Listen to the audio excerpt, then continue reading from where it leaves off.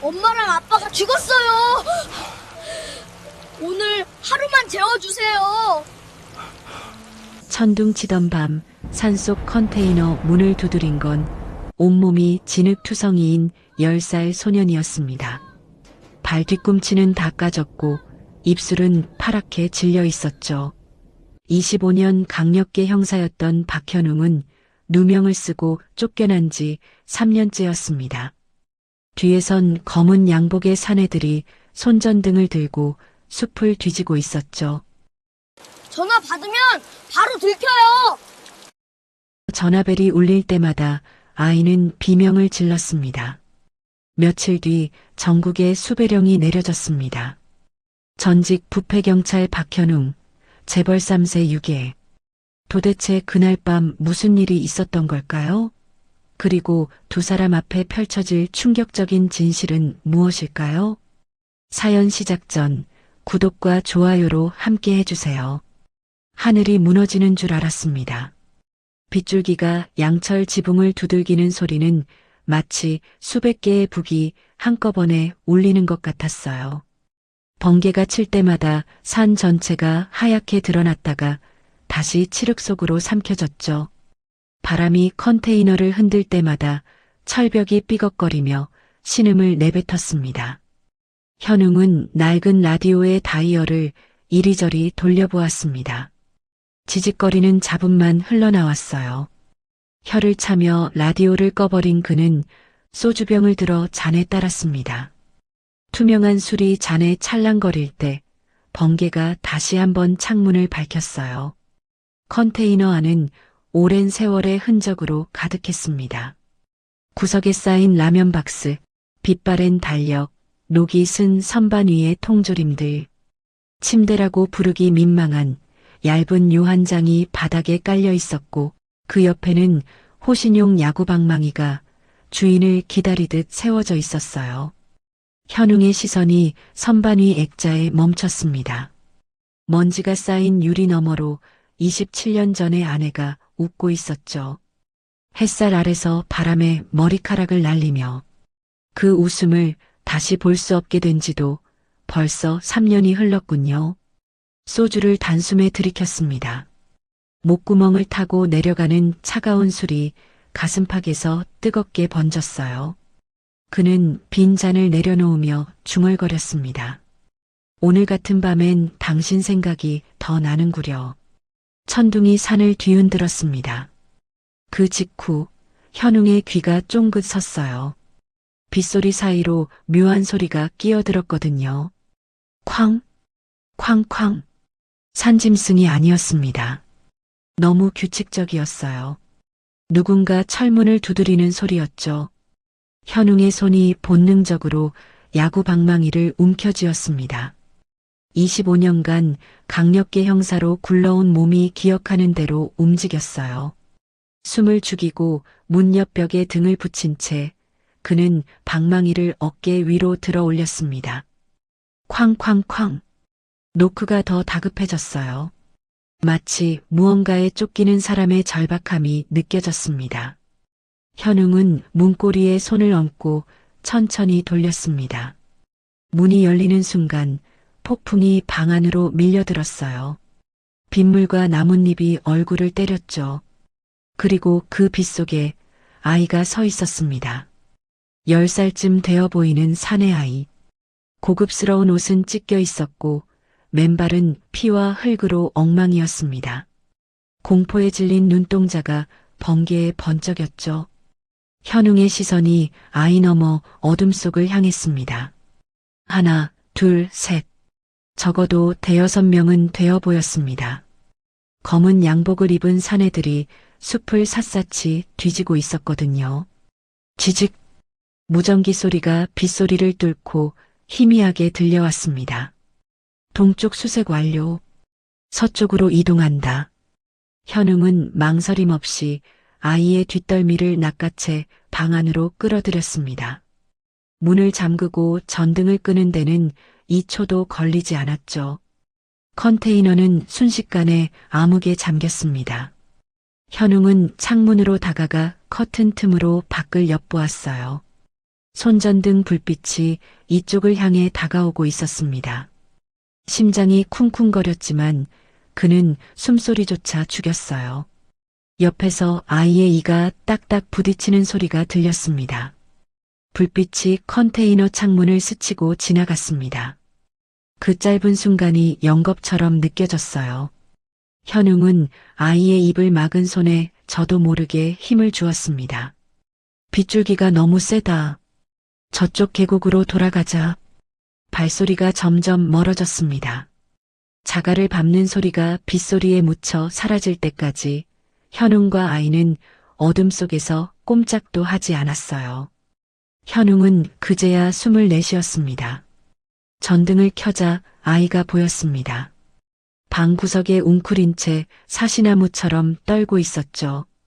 젖은 머리카락이 이마에 달라붙어 있었고 입술은 파랗게 질려 있었어요. 현웅은 아이의 행색을 찬찬히 살폈습니다. 찢어지고 진흙이 묻었지만 그 옷감의 질감은 분명 값비싸 보였습니다. 부유한 집 자재들이나 입을 법한 옷이었죠. 햇볕에 그을린 적 없는 하얀 피부도 그랬습니다. 그런데 발이 문제였어요. 맨발이 흙과 피로 엉망이었거든요. 날카로운 돌에 긁힌 자국, 부르튼 물집, 피딱지가 앉은 상처들, 발 뒤꿈치는 벗겨져 살점이 드러나 있었습니다. 이건 하루 이틀에 생긴 게 아니었어요. 현웅의 형사 본능이 속삭였습니다. 단순한 가출이 아니라고. 넌 누구냐? 아이는 대답하지 않았습니다. 오히려 뒷걸음질치며 더 깊은 구석으로 파고들었어요. 눈동자에 서린 공포가 말보다 많은 것을 말해주었죠. 저 눈빛은 현웅도 수없이 보아왔습니다. 끔찍한 일을 당한 피해자들의 눈이었거든요. 현웅은 한숨을 내쉬었습니다. 더 다그쳐봐야 소용없다는 걸 알았어요. 그는 낡은 장롱에서 수건을 꺼내 아이에게 던져주었습니다. 물기 닦고 옷 벗어. 그대로 자면 감기 걸린다. 말을 마친 현웅은 가스버너 앞으로 갔습니다. 냄비에 물을 붓고 불을 켰어요. 냉장고에서 묵은 된장 한 덩이와 쪼글쪼글해진 두부를 꺼냈죠. 칼이 도마를 두드리는 소리가 빗소리와 섞였습니다. 구수한 냄새가 좁은 컨테이너 안에 퍼지기 시작했어요. 된장이 보글보글 끓으며 김을 내뿜었죠. 아이의 코가 꿈틀거렸습니다. 잔뜩 움츠렸던 어깨가 조금씩 내려갔어요. 현웅은 양은 밥상에 밥 한 공기와 뚝배기를 올려 아이 앞으로 밀었습니다. 먹어. 잘 먹고 잘 살아야 도망도 잘 치지. 아이가 숟가락을 들었어요. 처음엔 조심스럽게, 그러다 점점 빠르게. 국물을 들이키고 밥을 퍼넣고 두부를 씹어 삼켰습니다. 며칠을 굶은 사람처럼 숨도 쉬지 않고 먹어댔죠. 뜨거운 국물이 턱을 타고 흘러내렸지만 아이는 닦을 생각도 하지 않았습니다. 그때였어요. 아이의 숟가락이 멈췄습니다. 어깨가 들썩이더니 소리 없이 눈물이 뺨을 타고 흘러내렸어요.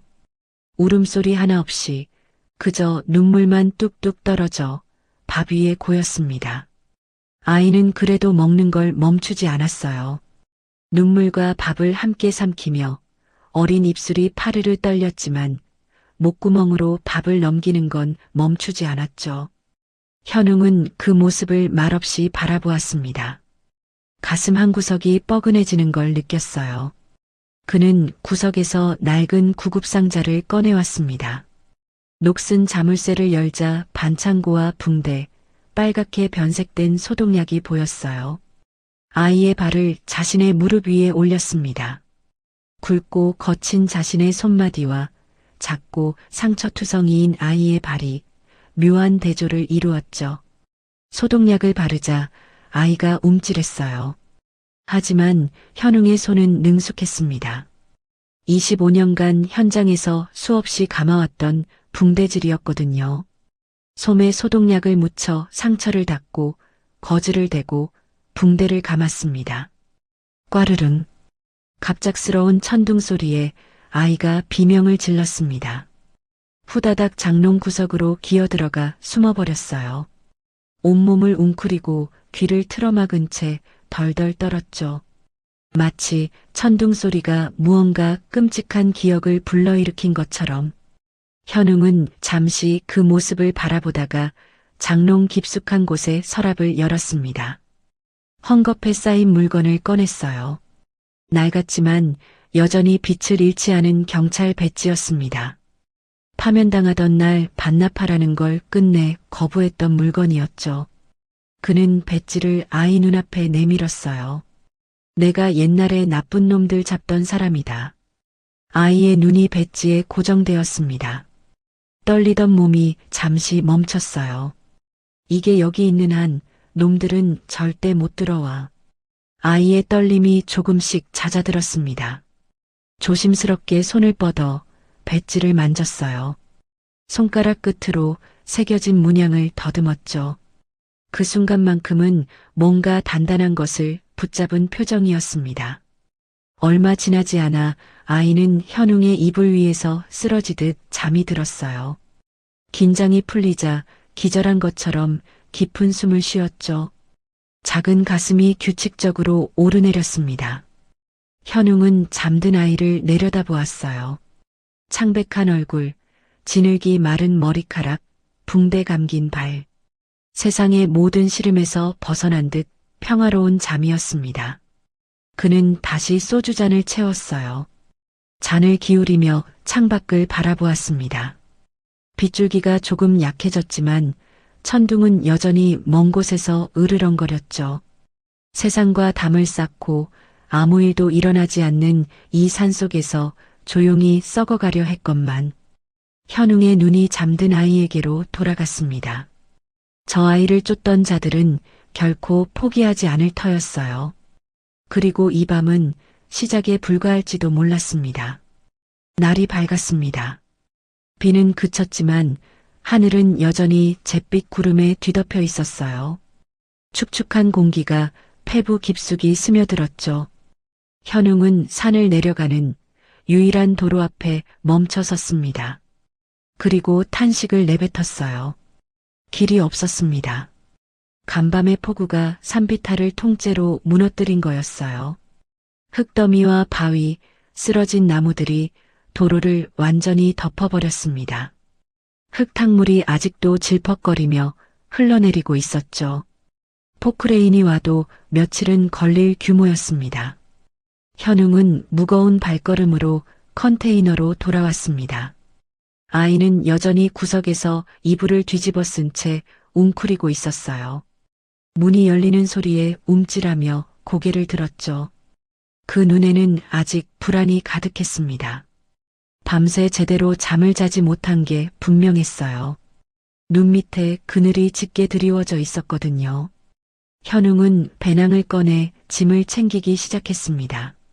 물병, 비상약, 마른 빵 몇 조각. 투박한 손놀림이었지만 빠르고 정확했어요. 길은 끊겼다.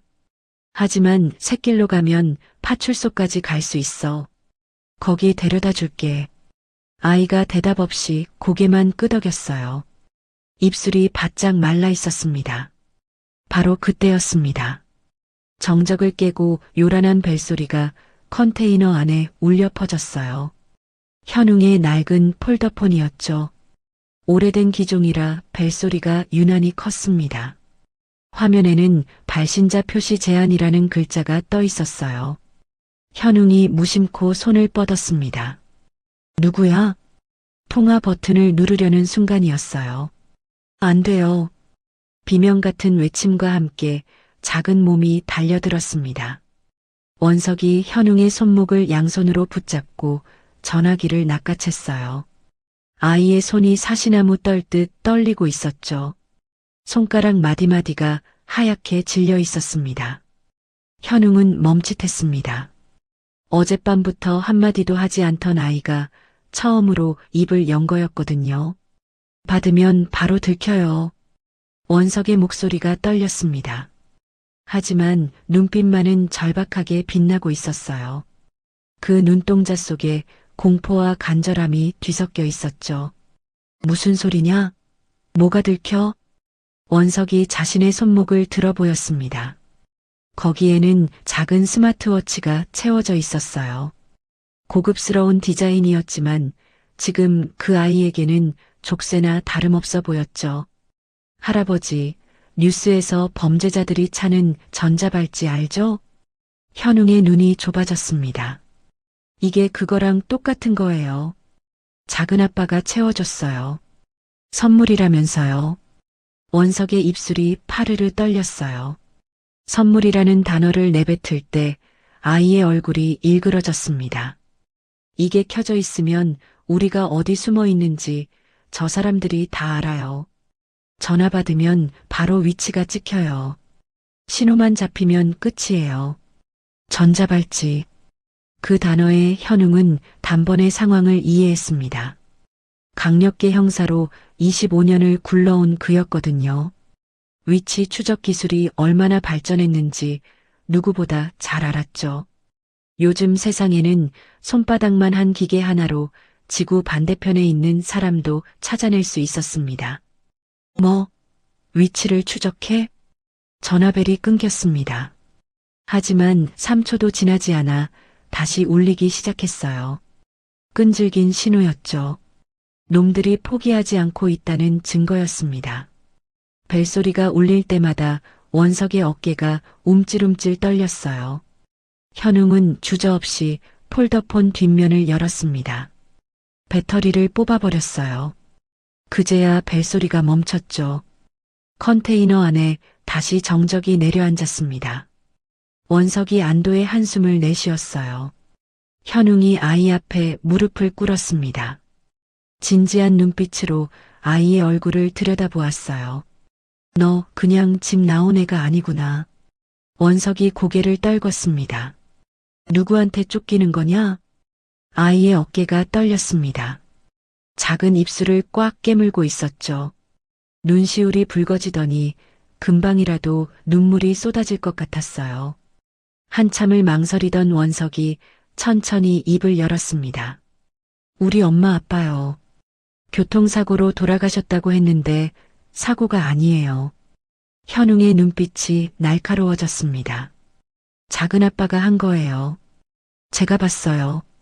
컴퓨터에서요. 원석의 목소리가 점점 작아졌어요. 하지만 그 안에 담긴 분노와 슬픔은 오히려 커지는 것 같았습니다. 아이의 주먹이 꽉 쥐어졌죠. 작은 아빠가 사람을 시켜서 우리 차 브레이크를 고장낸 거예요. 비 오는 날 일부러요. 10살짜리 아이가 감당하기엔 너무 무거운 진실이었습니다. 부모를 잃은 것도 모자라 그게 친척의 손에 의한 것이라니. 현웅의 주먹이 저도 모르게 움켜쥐어졌어요. 손등에 핏줄이 불끈 솟았습니다. 원석이 품속 깊은 곳을 더듬었어요. 비닐에 꼼꼼하게 쌓인 작은 물건을 꺼냈습니다. USB였죠. 손톱만 한 크기였지만 아이는 그것을 보물처럼 소중히 쥐고 있었어요. 이것도요. 작은 아빠가 회사에서 훔쳐간 돈 장부예요. 제가 가져왔어요.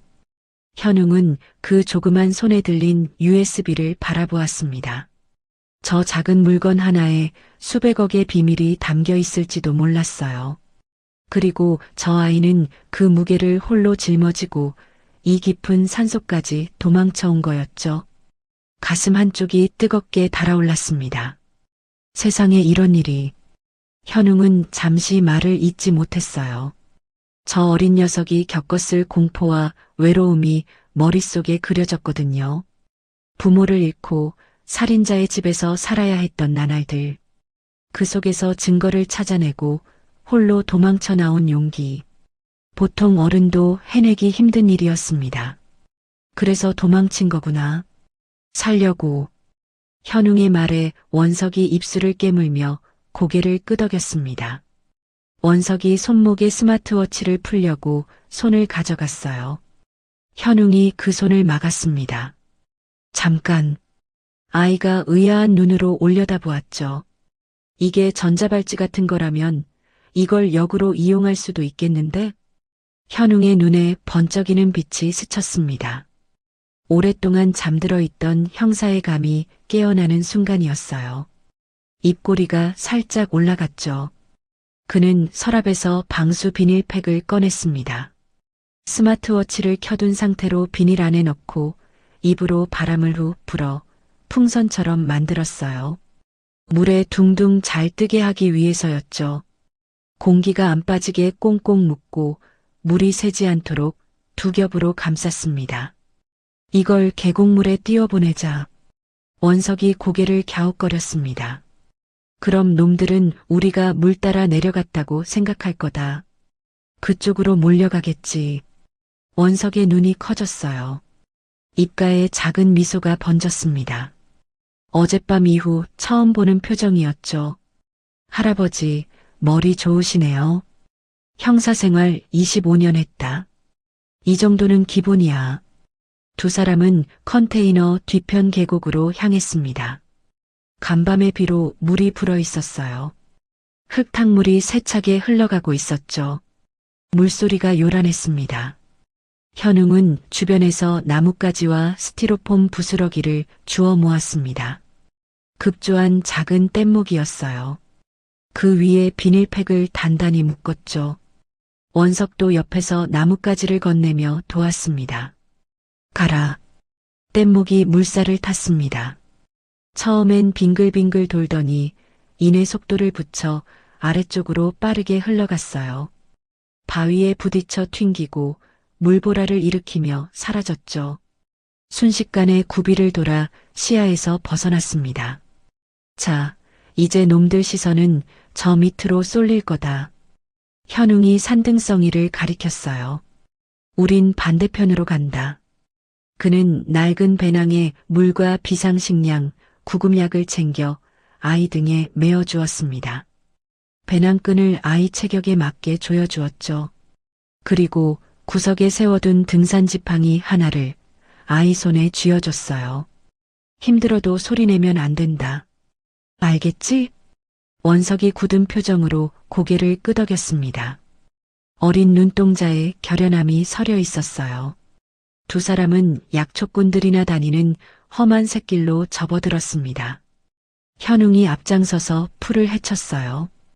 이슬에 젖은 풀잎이 바지를 적셨고 발밑에서는 낙엽이 바스락거렸죠. 가파른 비탈을 오를 때마다 현웅의 무릎이 욱신거렸지만 내색하지 않았습니다. 숲속에서 부스럭 소리가 날 때마다 둘은 멈춰 섰습니다. 숨을 죽이고 귀를 기울였어요. 새소리인 걸 확인하고서야 다시 발을 뗐죠. 원석은 현웅의 뒤를 바짝 따라붙어 걸었습니다. 작은 손이 현웅의 옷자락 끝을 슬쩍 잡고 있었어요. 얼마나 걸었을까요? 멀리 산 아래쪽에서 사이렌 소리가 희미하게 들려왔습니다. 현웅의 입가에 미소가 번졌어요. 미끼 작전이 성공한 거였죠. 원석이 올려다보았습니다.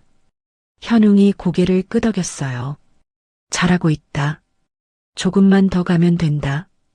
두 사람은 서로를 의지하며 험준한 산길을 올랐습니다. 65의 노인과 10살의 아이, 전직 형사와 쫓기는 어린 증인. 어울리지 않는 조합이었지만 이 순간만큼은 같은 편이었어요. 산등성이 너머에서 어떤 위험이 기다리고 있을지 두 사람은 아직 알지 못했습니다. 산 입구는 이미 막혀 있었습니다. 검은 옷을 입은 사내들이 곳곳에 배치되어 있었어요. 사설 탐정들과 용역들이었죠. 검은 양복을 입은 사내들이 무전기를 든 채 등산로 입구를 개미 새끼 한 마리 못 지나가게 지키고 있었습니다. 현웅은 나무 뒤에 몸을 숨긴 채 혀를 찼습니다. 독한 놈들, 산 전체를 포위했어. 그때였습니다. 위잉. 하늘에서 묘한 소리가 들려왔어요. 현웅이 고개를 들었습니다. 숲 위로 작은 물체가 날아다니고 있었죠. 최신형 열감지 드론이었습니다. 프로펠러가 돌아가는 소리가 성난 말벌 떼처럼 윙윙거렸죠. 현웅의 얼굴이 굳었습니다. 열감지라면 나무 뒤에 숨어도 소용없었거든요. 체온이 그대로 잡히니까요. 이리 와. 현웅은 원석의 손목을 잡아 끌었습니다. 근처 바위 밑에 움푹 파인 곳이 보였어요. 아이를 그 안으로 밀어넣고 주변의 나뭇가지와 낙엽으로 재빨리 위장했습니다. 자신도 몸을 웅크려 바위 틈에 끼어들었죠. 돌의 차가운 기운이 등줄기를 타고 스며들었습니다. 드론이 머리 위로 다가왔습니다. 윙윙거리는 소리가 심장을 조여왔어요.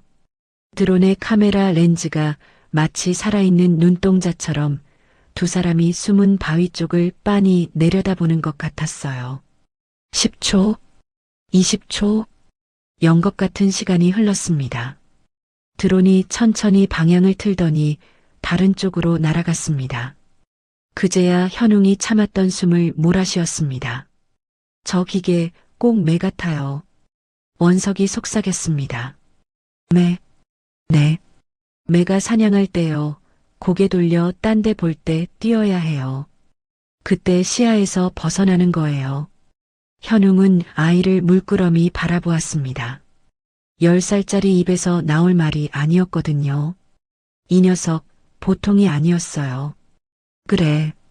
점의 놈이 눈을 돌릴 때 그때 움직이자. 현웅은 주변 지형을 살폈습니다.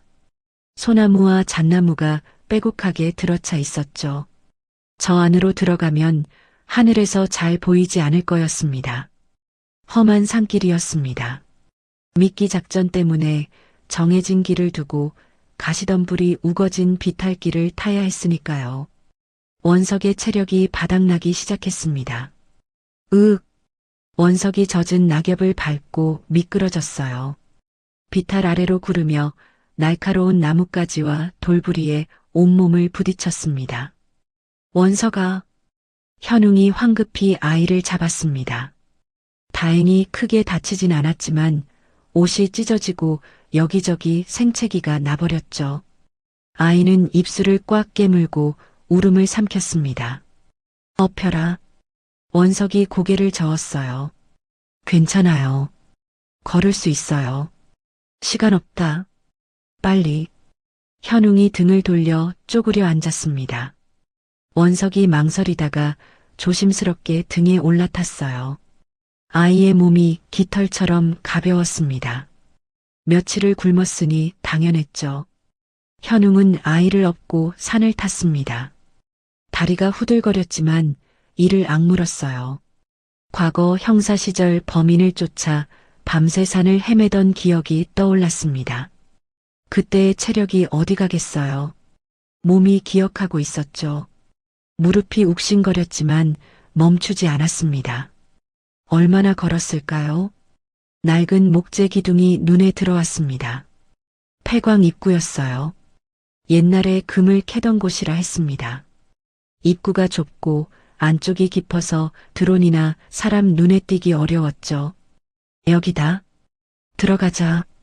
동굴 안으로 들어서자 냉기가 확 밀려왔습니다. 습한 공기가 피부에 달라붙었어요. 물 떨어지는 소리가 어둠 속에서 똑똑 울렸죠. 곰팡이 냄새가 코를 찔렀습니다.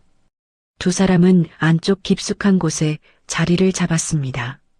바닥이 축축했지만 그나마 바람을 피할 수 있었어요. 원석이 주머니를 뒤적였습니다. 비닐에 쌓인 USB를 꺼냈어요. 아이의 얼굴이 굳었습니다. 절망적인 탄식이 흘러나왔어요. USB가 젖어 있었습니다. 아까 구를 때 찢어졌나 봐요. 원석이 울먹이며 찢어진 비닐 조각을 보여주었습니다. 날카로운 나뭇가지에 긁힌 비닐 틈으로 빗물과 진흙이 스며들어 있었습니다. 아이가 떨리는 손으로 배낭에서 태블릿을 꺼내 USB를 꽂았습니다. 화면은 까맣게 죽어 있었죠. 아무런 반응도 없었습니다. 물이 들어가서 먹통이에요. 원석의 목소리가 떨렸습니다. 여기에 중요한 파일이 있는데 이게 없으면 우린 끝이에요. 아이의 눈에 눈물이 그렁그렁 맺혔어요. 부모님의 원수를 갚을 유일한 증거였거든요. 그게 손안에서 망가져가고 있었습니다. 이리 내봐라. 현웅이 침착하게 말했어요. 말려야 해. 습기 때문일 거야. 완전히 마르면 될지도 몰라. 현웅은 동굴 입구 쪽을 바라보았습니다. 불을 피우면 연기가 나고 연기가 나면 들킬 터였어요. 그건 안 됐죠. 그는 잠시 생각하더니 자신의 웃옷을 벗었습니다. 젖은 USB를 옷자락으로 조심스럽게 닦았어요. 그리고 그것을 자신의 맨가슴에 가져다 댔습니다. 차가운 금속이 맨살에 닿자 현웅의 몸이 움찔했습니다. 얼음장 같은 냉기가 심장을 찔렀지만 그는 오히려 옷깃을 단단히 여며 USB를 품었습니다. 내 체온이 제일 따뜻해. 이렇게 품고 있으면 마를 거다. 원석이 눈을 크게 떴습니다. 차가운 금속을 맨살에 품고 있으면 얼마나 시릴지 알았거든요. 할아버지. 됐다. 가만히 있어. 어두운 동굴 안에서 두 사람은 나란히 앉았습니다. 현웅이 아이의 어깨를 끌어당겨 품에 안았어요. 서로의 체온을 나누며 추위를 버텼죠. 원석의 귀에 현웅의 심장 소리가 들려왔습니다. 쿵, 쿵, 쿵. 규칙적이고 힘찬 박동 소리. 그 소리가 마치 괜찮다, 다 괜찮다라고 말해주는 것 같았습니다. 할아버지의 뜨거운 체온이 차가운 USB와 원석의 얼어붙은 마음을 동시에 녹이고 있었죠. 이것 때문에 부모님이 돌아가신 거냐? 그날 비가 왔어요. 아빠가 운전하고 엄마가 옆에 앉았는데 차가 미끄러지면서 가드레일을 뚫었대요. 저는 학교에 있었어요. 아이의 목소리가 점점 작아졌습니다. 나중에 컴퓨터에서 찾았어요. 작은 아빠가 누군가한테 보낸 메시지요. 브레이크 오일 빼라고.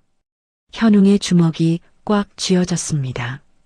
제 형을 죽이다니. 조카의 부모를 죽이다니. 짐승만도 못한 놈이었어요.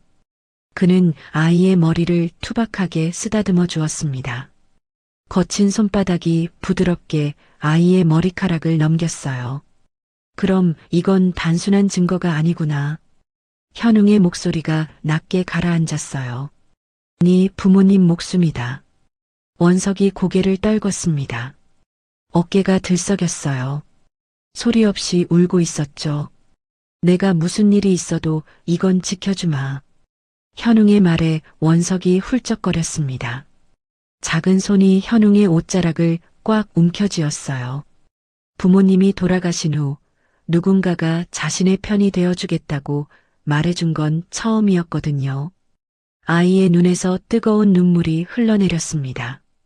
시간이 얼마나 지났을까요? 현웅이 품속을 더듬었어요. USB를 꺼내 만져보았습니다. 물기가 말라 있었어요.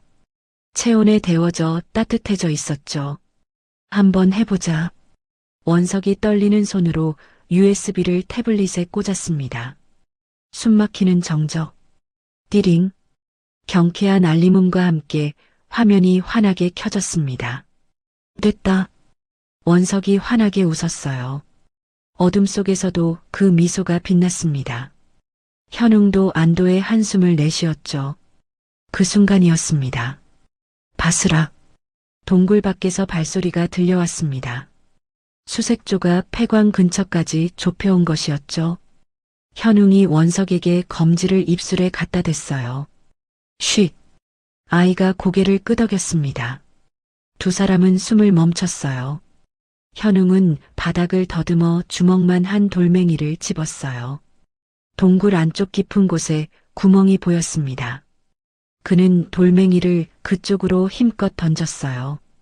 퍼덕. 쿵. 돌이 구멍 안에서 튕기며 소리를 냈습니다. 마치 누군가 안쪽으로 도망치는 것처럼 들렸죠. 저쪽이다. 밖에서 외침이 들렸어요. 발소리가 동굴 안쪽으로 몰려갔습니다. 현웅이 원석의 손을 잡았습니다. 두 사람은 놈들이 안쪽으로 몰려간 틈을 타 입구 쪽으로 그림자처럼 빠져나갔어요. 뛰어. 두 사람은 동굴을 빠져나와 숲속으로 사라졌습니다. 뒤에서 고함 소리가 들렸지만 돌아보지 않았어요. 간신히 포위망을 뚫은 두 사람이 산 아래 마을 어귀에 도착했을 때 해가 뉘엿뉘엿 지고 있었습니다. 하지만 이들을 기다리는 것은 평화로운 저녁 노을만이 아니었어요. 땀이 등줄기를 타고 흘러내렸습니다. 숨이 턱까지 찬 두 사람이 산기슭에 도착했어요. 멀리 마을 입구가 보였죠. 닭 우는 소리가 어디선가 들려왔어요. 하지만 안도하기엔 일렀습니다. 마을로 들어가는 다리 앞에 사람들이 서 있었습니다. 검은 양복을 입은 사내들이었죠. 바리케이드를 치고 지나가는 차들을 하나하나 검문하고 있었어요. 다리 옆에는 커다란 현수막이 걸려 있었습니다. 실종 아동 찾기. 도와주세요. 현웅의 눈이 가늘어졌어요. 그는 나무 뒤에 몸을 숨긴 채 사내들을 관찰했습니다. 검문하는 손놀림, 눈빛, 자세. 저 녀석들은 경찰이 아니었습니다. 훈련받은 용역이거나 사설 탐정들이었어요. 저 녀석들 눈빛을 봐라. 현웅이 낮게 중얼거렸어요. 애찾는 눈이 아니라 사냥감 찾는 눈이다. 원석이 현웅의 옷자락을 움켜쥐었습니다. 손가락에 힘이 잔뜩 들어가 있었어요. 아이의 얼굴이 다시 창백해졌죠. 현웅은 잠시 생각에 잠겼습니다. 이대로 걸어서 지나가면 100% 걸렸어요. 원석의 얼굴이 너무 하얗거든요. 도시에서 자란 아이 특유의 귀티가 났습니다. 그의 시선이 주변을 훑었습니다. 근처에 밭이 있었어요. 낡은 옷을 걸친 허수아비가 바람에 흔들리고 있었습니다. 현웅이 농막 쪽으로 걸음을 옮겼어요. 원석이 뒤를 따랐죠. 농막 안은 어수선했습니다. 호미, 삽, 고무대야가 여기저기 널려 있었어요. 먼지가 쌓인 선반 위에는 농약병이 나란히 놓여 있었죠. 현웅은 구석을 뒤지기 시작했습니다. 먼지가 풀풀 날렸어요. 됐다. 그가 꺼내든 것은 챙이 넓은 꽃무늬 모자였습니다. 할머니들이 밭일할 때 쓰는 거였어요. 분홍색 꽃이 잔뜩 그려져 있었죠. 그 옆에서 촌스러운 몸빼 바지와 낡은 스카프도 찾아냈습니다. 빛바랜 연두색이었어요. 입어라. 원석이 눈을 크게 떴어요. 이거요? 왜? 싫어. 이건 여자 옷이잖아요. 아이의 얼굴이 새빨개졌습니다. 10살 남자아이의 자존심이 발동한 거였죠. 입술을 삐죽거리며 고개를 저었어요. 현웅이 무표정하게 말했어요. 살고 싶으면 입어. 단호한 목소리였습니다. 원석은 입술을 깨물며 투덜거렸지만 결국 옷을 받아들었어요. 몸빼 바지를 자기 바지 위에 덧입고 스카프를 머리에 둘렀습니다. 꽃무늬 모자를 깊이 눌렀었죠. 스카프로 얼굴 아래쪽을 반쯤 가렸습니다. 현웅이 한 발 물러서서 아이를 바라보았습니다. 영락없는 시골 꼬마 여자아이였어요. 얼굴 아래쪽은 스카프에 가려져 보이지 않았고 고급스러운 옷은 몸빼 바지에 완전히 묻혔죠. 됐다. 현웅은 바틀을 집어 자신의 바지에 문질렀습니다. 무릎, 허벅지, 엉덩이까지 흙투성이로 만들었어요. 손등에도 흙을 묻히고 머리카락을 헝클어뜨렸죠. 그리고 다리를 절뚝거리는 신용을 해보았습니다. 아이고 아이고. 신음소리까지 흘려보냈어요. 연기라기보다는 진짜 아픈 노인 같았습니다. 오랜 세월 범인들의 행동을 관찰해온 덕분이었죠. 허리도 구부정하게 굽혔어요. 할아버지, 진짜 같아요. 원석이 감탄했습니다. 25년이 헛것이냐. 자, 간다. 두 사람은 논두길을 따라 검문소 쪽으로 걸었습니다. 현웅은 원석의 손을 꽉 잡고 다리를 심하게 절었어요. 원석은 고개를 푹 숙이고 할아버지 뒤를 따라갔죠. 걸음걸이도 여자아이처럼 조심스럽게 걸었습니다. 심장이 귀에서 쿵쿵 울렸어요. 검문소가 가까워질수록 긴장이 높아졌습니다.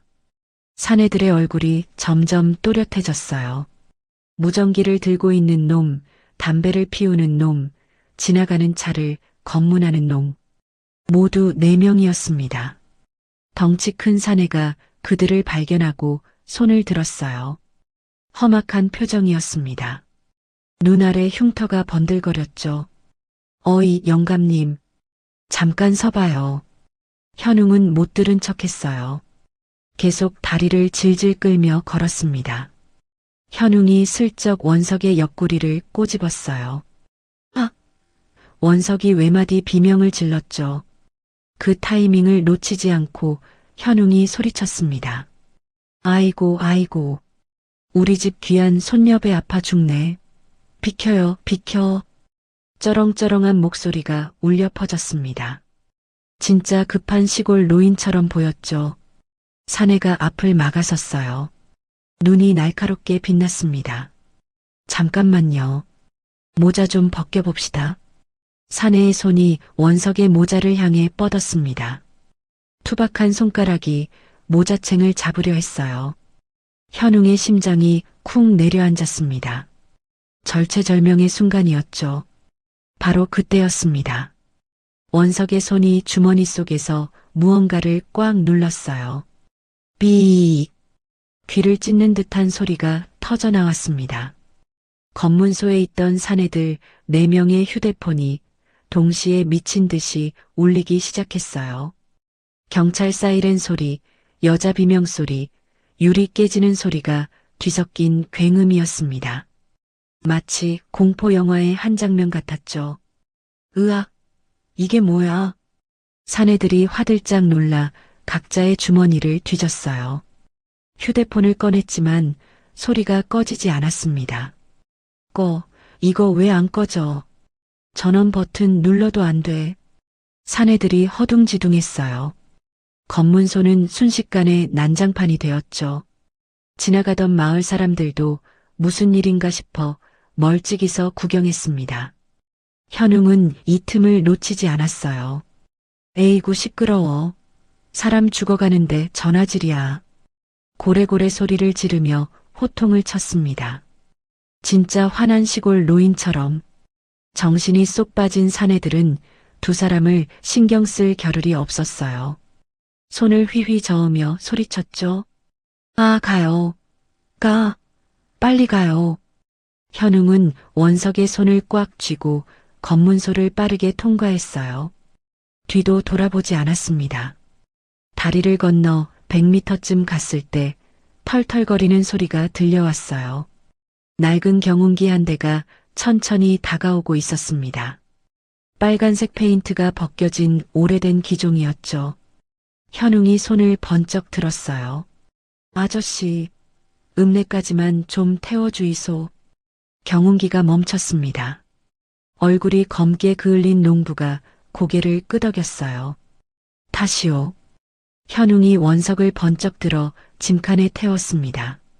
볏짚이 깔린 짐칸에서 풀냄새가 났어요. 자신도 올라타며 농부에게 허리를 굽혔죠. 고맙습니다. 고마워요. 은혜는 잊지 않겠습니다. 경운기가 덜컹거리며 출발했어요. 뒤쪽 검문소에서는 아직도 사내들이 휴대폰을 땅에 던지고 발로 밟으며 소동을 피우고 있었습니다. 그 우스꽝스러운 모습이 점점 작아졌죠. 안전한 거리에 이르자 현웅이 껄껄 웃음을 터뜨렸어요. 그놈들 꼴 좀 봐라. 혼이 쏙 빠졌구만. 원석도 긴장이 풀렸는지 꽃무늬 모자를 벗어 던졌습니다.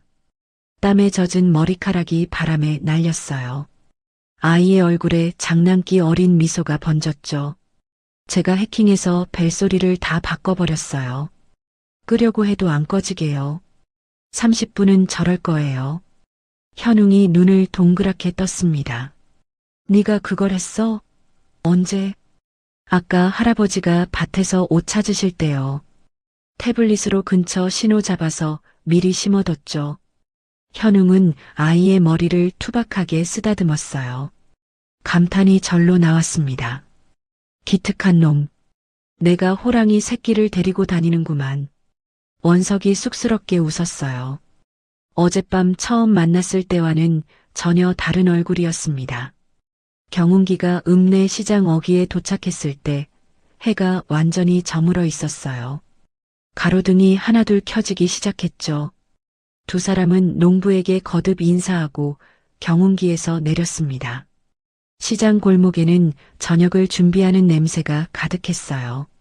순대국, 칼국수, 기름 냄새가 섞여 코끝을 자극했죠. 긴장이 풀린 탓인지 원석의 배에서 꼬르륵 하는 소리가 크게 울렸습니다.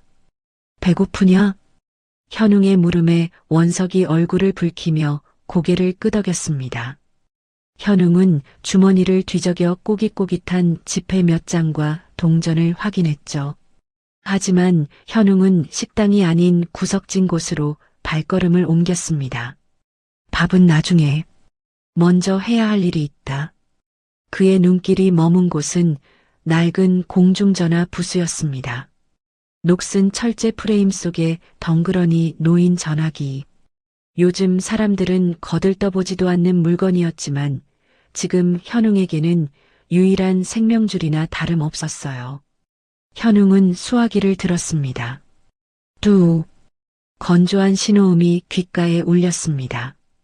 그는 주머니에서 동전을 꺼내 투입구에 넣었어요. 동전이 떨어지는 소리와 함께 머릿속에 한 사람의 얼굴이 스쳐 지나갔죠.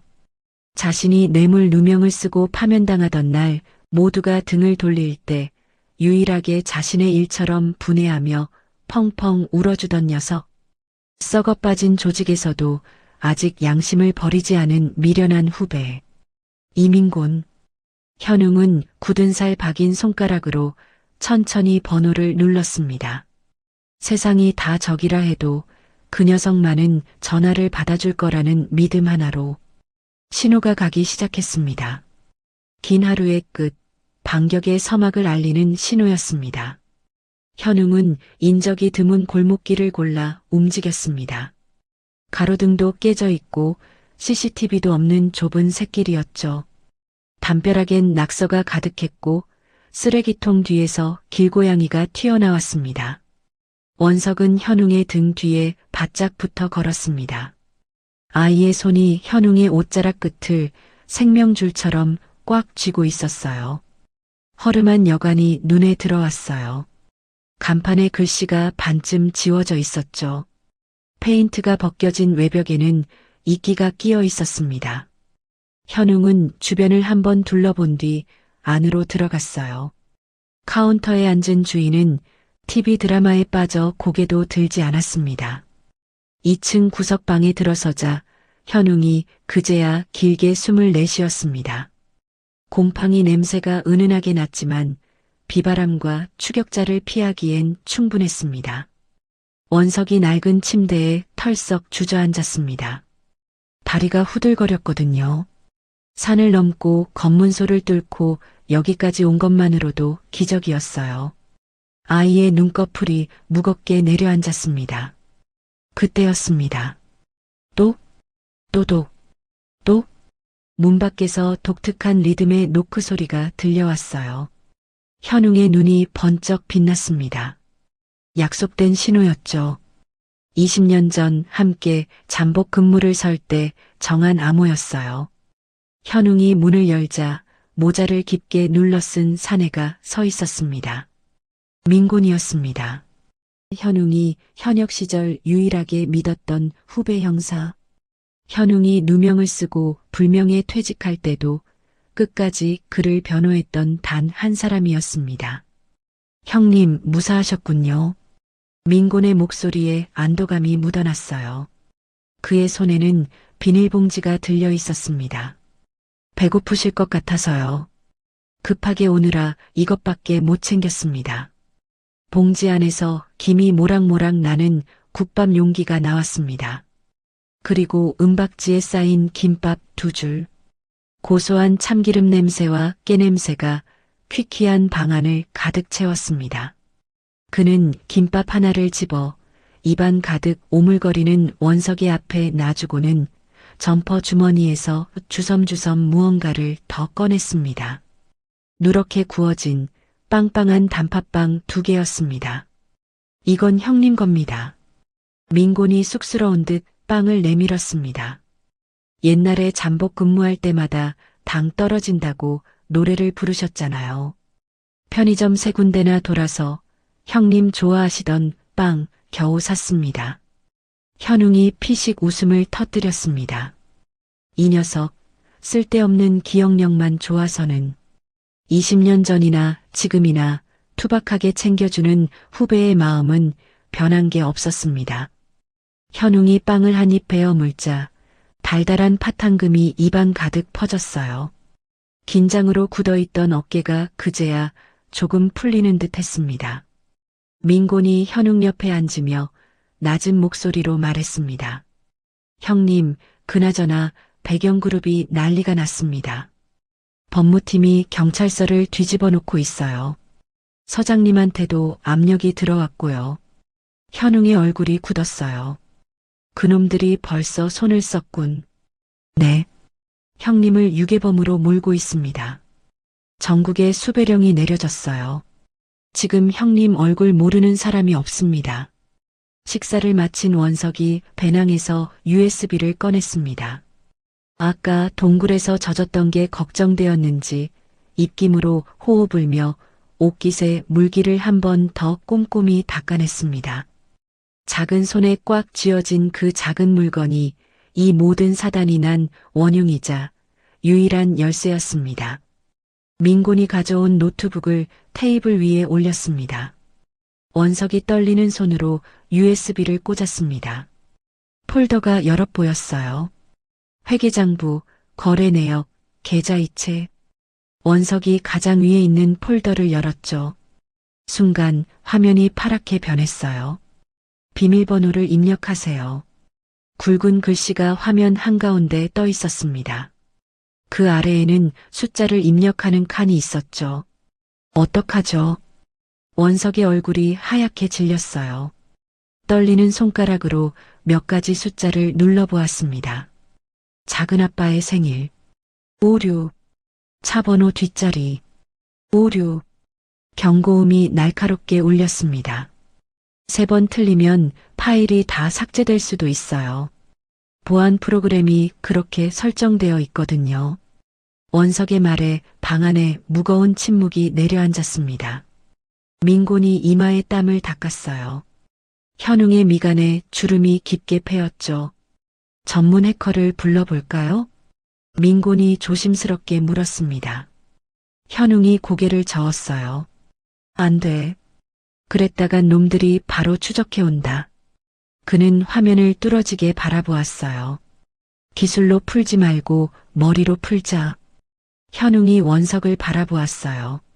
네 작은아빠가 죽어도 안 잊어버릴 숫자가 뭐냐? 원석이 눈을 감고 생각에 잠겼습니다. 작은아빠, 배경그룹 전무 최태석. 차가운 눈빛, 거짓 미소. 하지만 가끔은 다른 모습도 있었죠. 술에 취해 짐승처럼 울부짖던 밤도 있었습니다. 생일이요. 1984년 3월 12일. 현웅이 고개를 저었어요. 그런 뻔한 거 말고 진짜 소중한 거. 남들은 모르는데 자기만 아는 거. 원석이 입술을 깨물었습니다. 기억을 더듬었어요. 작은아빠가 진짜 집착하던 것. 작은아빠는 옛날에 아빠랑 같이 부르던 노래를 좋아했어요. 현웅의 눈이 빛났습니다. 노래? 네.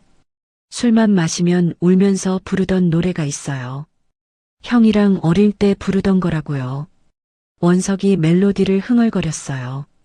나지막한 목소리였습니다. 나의 살던 고향은 꽃피는 산골. 현웅이 무릎을 탁 쳤습니다. 그거다. 민곤이 고개를 갸웃거렸어요. 고향의 봄이요? 그걸로 비밀번호를요? 옛날 사람들은 비밀번호를 그런 걸로 해놓지. 절대 안 잊어버리니까. 특히 형을 죽인 놈이라면 그 죄책감을 담은 노래를 비밀번호로 썼을 거야. 그게 놈의 유일한 양심이자 약점이지. 현웅이 원석을 바라보았습니다. 노래 개 이름을 숫자로 바꿔보자. 원석의 눈이 커졌습니다. 고개를 끄덕이더니 손가락을 움직이기 시작했습니다. 도는 1, 내는 2, 미는 3. 나의 살던 고향은 솔솔 미파솔 라라솔. 원석이 중얼거리며 숫자를 눌렀어요. 5, 5, 3, 4, 5, 6, 6, 5. 이번에 틀리면 모든 게 끝이었습니다. 방 안에 정적이 흘렀습니다. 원석이 눈을 질끈 감고 엔터키를 눌렀습니다. 딸깍. 화면에 자물쇠 그림이 풀리고 파일 목록이 쫙 펼쳐졌습니다. 열렸다. 세 사람이 동시에 환호성을 질렀어요. 원석이 펄쩍 뛰었고 민곤이 주먹을 쥐었습니다. 현웅의 입가에도 미소가 번졌죠. 파일을 하나씩 열었습니다. 숫자와 도표가 빼곡하게 적혀 있었어요. 페이퍼 컴퍼니 목록, 해외 계좌 송금 내역, 이중장부, 배경그룹이 돈을 빼돌린 증거가 낱낱이 담겨 있었죠. 금액을 대충 합산해도 수백억 원이 넘었습니다. 민곤이 입을 다물지 못했습니다. 형님, 이거 하나면 배경그룹은 끝장입니다. 횡령, 탈세, 배임, 전부 다 있어요. 하지만 현웅은 만족하지 않았어요. 고개를 저었습니다. 돈 문제로는 최태석을 감방에 쳐넣어도 금방 나온다. 벌금 내고 집행유예 받으면 끝이야. 재벌은 늘 그래왔지. 그의 눈빛이 날카로워졌어요. 살인 증거가 필요해. 원석이 부모를 죽인 증거. 방 안에 다시 무거운 침묵이 내려앉았습니다. 그때였습니다. 여관방 구석에 있던 낡은 TV에서 요란한 음악과 함께 속보 자막이 떴습니다. 민곤이 급히 리모컨으로 볼륨을 높였어요. 화면 가득 현웅의 얼굴이 떠올랐어요. 경찰 시절 찍은 증명사진이었습니다. 전직 부패 경찰 박현웅, 재벌 3세 유괴. 앵커가 심각한 표정으로 말했어요. 뇌물수수로 파면된 전직 형사 박현웅이 백연그룹 상속자인 10살 최원석 군을 유괴한 혐의를 받고 있습니다. 경찰은 전국에 긴급 수배령을 내렸으며 원석의 눈에서 눈물이 흘러내렸습니다. 거짓말이에요. 할아버지가 절 구해준 거라고요. 아이의 목소리가 떨렸어요. 억울함에 주먹을 꽉 쥐었죠.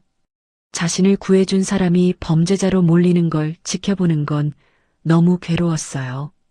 그런데 현웅은 화를 내기는커녕 오히려 껄껄 웃음을 터뜨렸습니다. 잘됐다. 민곤과 원석이 동시에 현웅을 바라보았습니다. 충격에 빠진 얼굴들이었죠. 형님, 그게 무슨 말씀이십니까? 전 국민이 형님을 욕하고 있다고요.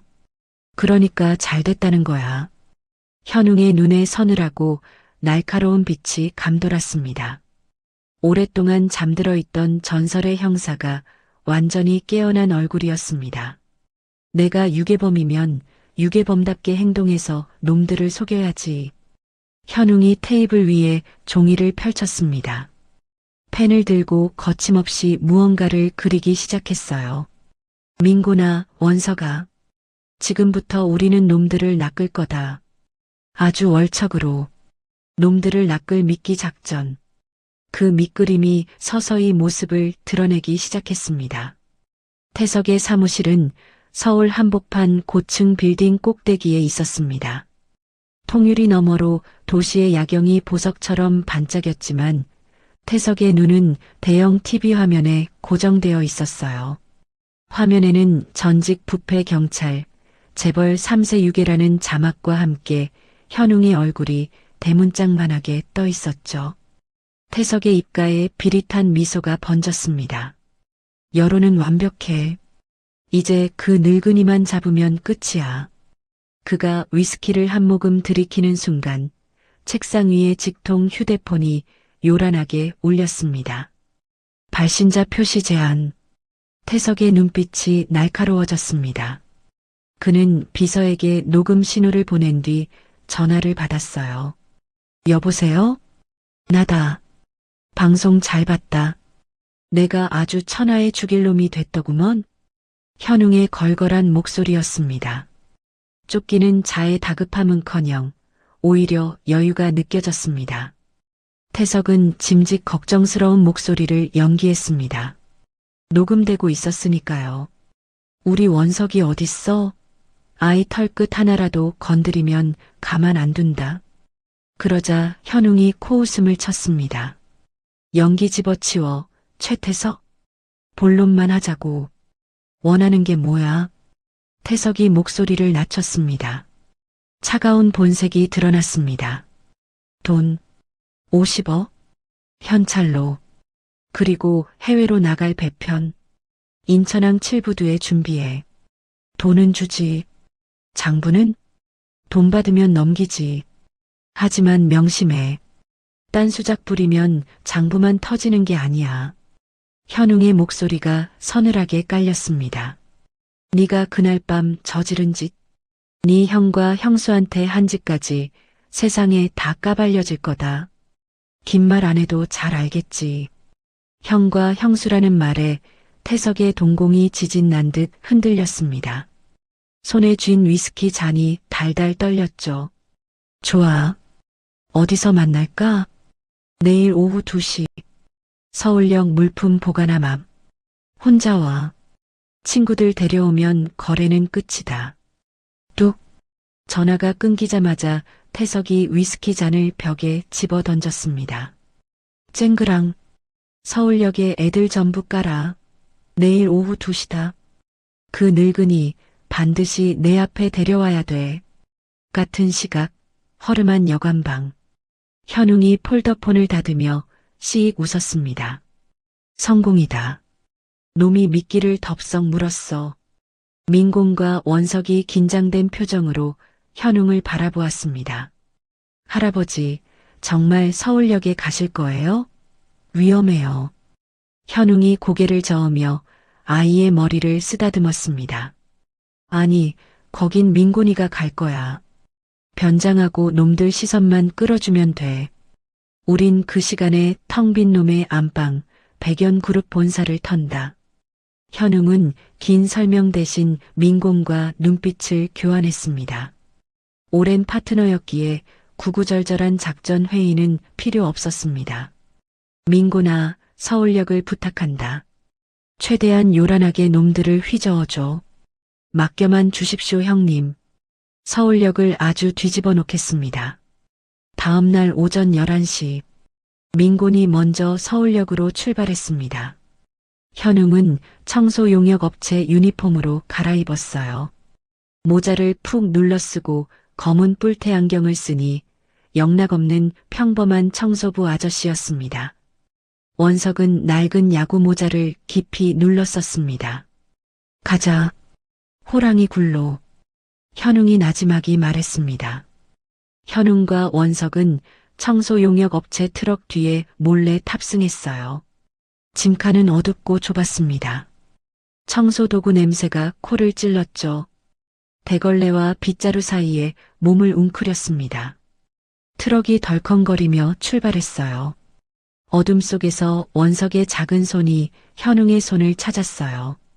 떨리는 손이었습니다. 현웅이 그 손을 꽉 잡아주었죠. 거칠고 투박한 손이었지만 아이에게는 세상에서 가장 든든한 손이었습니다. 트럭이 서울 시내로 들어갔어요. 창밖으로 백연그룹 본사 빌딩이 점점 가까워지고 있었습니다. 그 거대한 유리 건물 안에서 모든 것이 결판날 터였어요. 오후 2시 서울역. 인파가 물결처럼 오갔습니다. 여행 가방을 끄는 사람들, 기차를 기다리는 사람들, 만남의 광장에서 누군가를 찾는 사람들. 평범한 오후의 풍경이었죠. 안내방송이 울려 퍼지고 커피 냄새가 공기 중에 퍼졌습니다. 하지만 그 속에 평범하지 않은 눈빛들이 숨어 있었습니다. 물품 보관함 주변에 검은 양복을 입은 사내들이 서성거렸어요. 신문을 보는 척, 커피를 마시는 척하면서 사방을 감시하고 있었죠. 태석이 보낸 용역들이었습니다. 사복 경찰들도 곳곳에 배치되어 있었어요. 현웅이 나타나기로 한 장소였습니다. 그 무리 속에 노숙자 한 명이 어슬렁거리고 있었어요. 때 묻은 점퍼에 헝클어진 머리카락. 아무도 그에게 눈길을 주지 않았습니다. 그저 지나치는 사람들 중 하나일 뿐이었어요. 민곤이었습니다. 그는 물품 보관함 근처를 천천히 배회했습니다.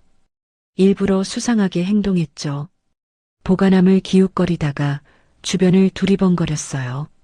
누군가를 기다리는 것처럼. 저놈 수상해. 용역 중 하나가 무전기에 대고 속삭였습니다. 시선들이 민곤에게 집중되었어요. 작전대로였죠. 바로 그 시각 백연그룹 본사 건물 지하 주차장. 청소 용역 트럭이 멈추고 짐칸에서 현웅과 청소 카트가 내려졌습니다. 현웅이 카트를 밀며 엘리베이터를 타고 회장실이 있는 꼭대기 층으로 향했습니다. 카트 안에는 원석이 숨죽여 웅크리고 있었죠. 층수가 하나씩 올라갈 때마다 긴장이 높아졌어요. 딩! 문이 열렸어요. 태석의 회장실이 있는 층이었습니다. 복도에 경호원 한 명이 서 있었죠. 덩치가 산만했어요. 굵은 목에 짧게 밀어버린 머리. 현웅이 고개를 숙인 채 카트를 밀고 다가갔습니다. 청소하러 왔습니다. 경호원이 의심스러운 눈으로 현웅을 훑쳤어요. 지금 회장님 안 계신데. 위에서 시켜서요. 오늘까지 바닥 왁스 칠해놓으라고. 현웅이 허리를 굽히며 비굴한 척 웃었습니다. 경호원이 의심을 거두고 고개를 돌리는 순간 현웅의 손이 번개처럼 움직여 경호원의 급소를 가격했습니다. 억소리도 못 내고 쓰러진 그를 창고에 밀어 넣었습니다. 나와라. 원석이 카트에서 빠져나와 회장실로 들어갔습니다. 거대한 책상과 가죽 소파가 놓인 권력의 공간. 아이는 곧장 컴퓨터 앞에 앉았습니다. 관리자 승인이 필요합니다. 파란 잠금 화면이 앞을 막았습니다. 비서실에서 승인해주지 않으면 켜지지도 않는 시스템이었죠. 이거 못 둘라? 현웅이 물었어요. 원석이 씩 웃었습니다. 자신감 넘치는 표정이었어요. 할아버지, 보이스피싱 아시죠? 사기 문자 보내는 거요. 현웅이 고개를 끄덕였어요. 뉴스에서 많이 본 수법이었죠. 제가 비서 컴퓨터에 가짜 경품 당첨 창을 띄울 거예요. 사람은 공짜라면 무조건 누르게 돼 있거든요. 원석이 배낭에서 작은 노트북을 꺼냈습니다. 손가락이 키보드 위를 춤추듯 움직였어요. 복도 저편 비서실. 근무 중이던 비서의 모니터에 갑자기 화려한 팝업창이 떴습니다. 금색 글씨가 반짝거렸어요. 긴급. 전 직원 특별 보너스 지급 확인. 지금 클릭하세요. 비서의 눈이 휘둥그레졌어요. 보너스라니. 의심할 틈도 없이 손가락이 확인 버튼을 눌렀습니다. 그 순간 원석의 화면에 글자가 떠올랐어요. 접속 성공. 걸려들었어요. 원석이 작게 환호했습니다. 손가락이 더 빠르게 움직였어요. 폴더를 뒤지고 파일을 찾았죠. 숨겨진 폴더가 눈에 들어왔습니다. 이름은 프로젝트 B. 그 안에는 날짜별로 정리된 음성 파일들이 빼곡하게 들어 있었습니다. 그중 하나를 재생하자 태석의 목소리가 흘러나왔습니다. 브레이크를 고장내서 사고로 위장해. 실수 없이 처리하라고. 심장이 쿵 내려앉았어요. 부모님을 죽이라고 지시하는 목소리. 원석의 눈에 눈물이 고였지만 이를 악물고 복사를 시작했습니다. 바로 그 시각 서울역. 태석이 뭔가 이상함을 느꼈습니다. 2시가 넘었는데 현웅은 나타나지 않고 노숙자 하나만 잡혔다는 보고만 들어왔죠. 함정이다. 태석의 얼굴이 일그러졌습니다. 모든 게 미끼였던 거였어요. 자신이 속아 넘어간 거였죠. 차 돌려. 회사로 간다. 차를 돌리며 태석은 비서에게 소리쳤습니다. 보안실장 연결해. 지금 당장 내 방으로 경비 병력 다 올려보내라고 해. 엘리베이터 정지시키고 비상계단 막아. 태석은 자신이 도착하기 전에 놈들을 도간에 든 쥐로 만들 작정이었습니다. 백연그룹 본사 회장실 80%, 90% 전송바가 천천히 움직이는데 복도밖이 소란스러워졌습니다. 회장실 포위에 엘리베이터 꺼. 보안팀의 무전소리와 다급한 발소리가 들려왔습니다. 태석의 지시를 받은 경비들이 들이닥치고 있었어요. 빨리 좀 해라 원서가. 현웅이 문을 가로막고 야구 방망이를 고쳐쥐었습니다. 다 됐어요. 원석이 USB를 뽑자마자 쾅 하고 문이 덜컹거렸습니다. 밖에서 경비들이 문을 부수려 하고 있었습니다. 창문으로 뛰어. 현웅이 미리 확인해둔 유리창 청소용 곤돌라줄을 끌어당겼습니다. 할아버지 무서워요. 나 믿고 꽉 잡아. 현웅이 원석을 안고 창밖 허공으로 몸을 던졌습니다. 쿠당탕. 회장실 문이 부서지며 경비들이 들이닥쳤지만 방은 텅 비어 있었고 열린 창문으로 커튼만 펄럭일 뿐이었죠. 건물 밖 뒷골목. 줄을 타고 내려온 두 사람이 바닥에 뒹굴었습니다. 손바닥이 까지고 다리가 후들거렸지만 쉴 틈이 없었죠. 택시 타야 해요. 민곤 아저씨는 아직 멀었을 거예요. 원석이 다급하게 외쳤지만 현웅은 골목 끝을 가리켰습니다. 아니, 저기 온다. 기익. 검은 승용차 한 대가 타이어 타는 냄새를 풍기며 골목 안으로 미끄러져 들어왔습니다. 범퍼가 찌그러진 민곤의 차였습니다. 형님, 타십시오. 민곤이 헐떡이며 조수석 문을 열었습니다. 수고했다, 민곤아.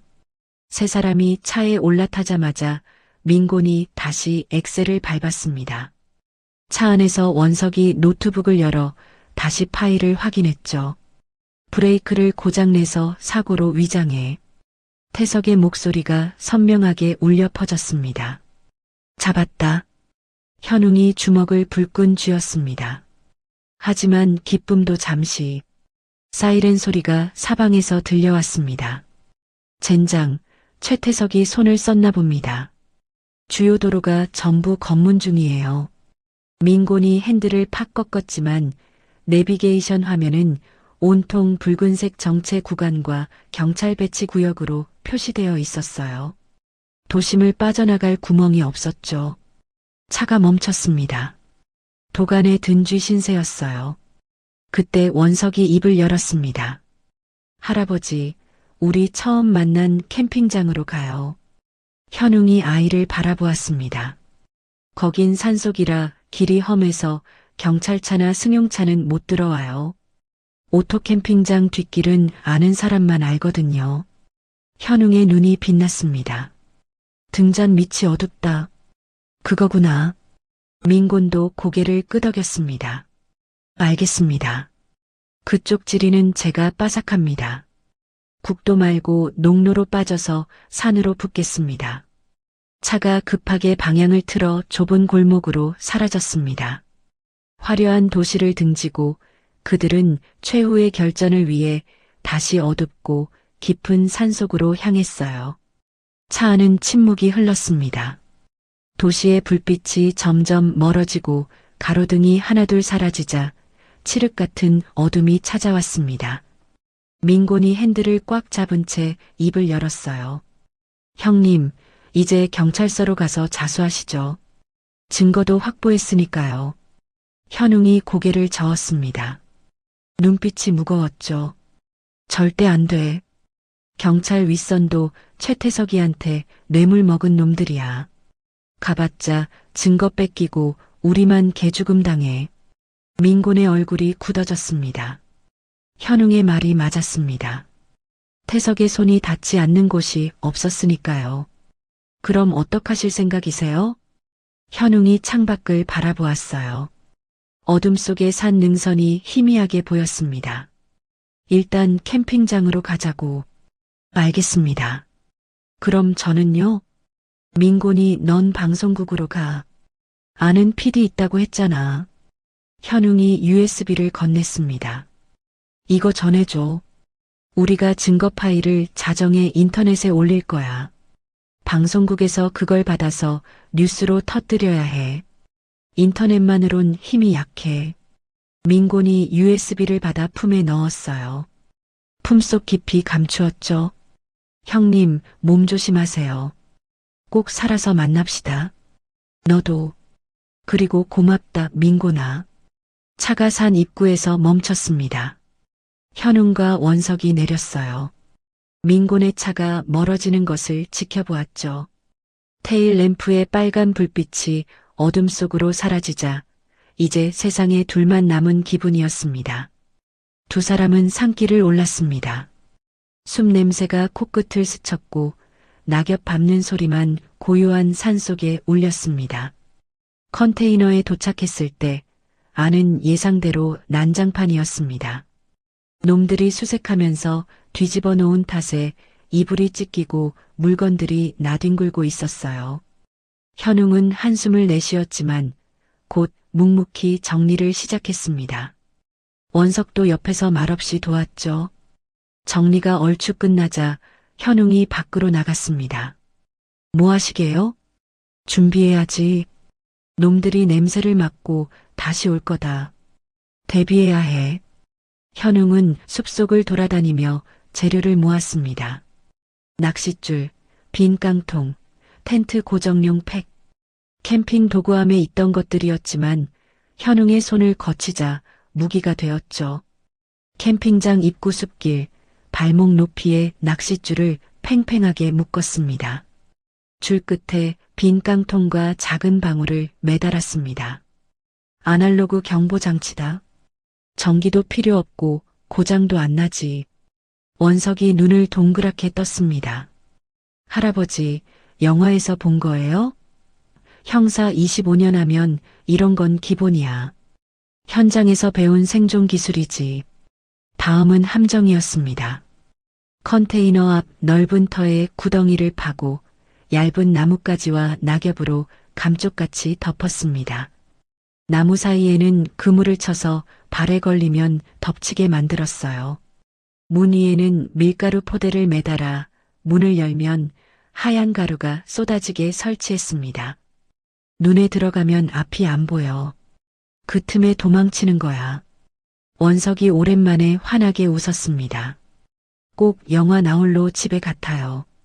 케빈이 도둑 혼내주는 거. 그래, 그 꼬마가 머리 써서 도둑 혼내주는 거. 우리도 해보는 거야. 두 사람은 킥킥 웃었습니다. 살얼음판 같은 긴장 속에서 찾아온 짧은 여유였어요. 원석은 컨테이너 안에서 노트북을 켰습니다. 할아버지, 자정에 자동으로 올라가게 예약해 놓을게요. 그래. 민곤이가 방송국에 도착할 시간도 필요하고 무엇보다 자정 뉴스가 시청률이 제일 높아. PD랑 그 시간에 터뜨리기로 약속했다는구나. 그때 터지면 분명 놈들도 손을 못 쓸 거다. 해가 지고 숲속에 완전한 어둠이 내려앉았습니다. 새소리도 멈추고 바람소리만 스산하게 울려 퍼졌어요.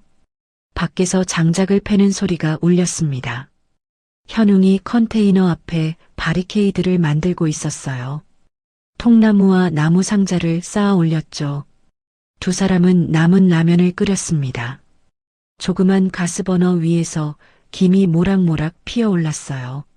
좁은 컨테이너 안에서 라면을 나눠 먹자 뜨거운 국물이 얼어붙은 몸을 녹여주었습니다.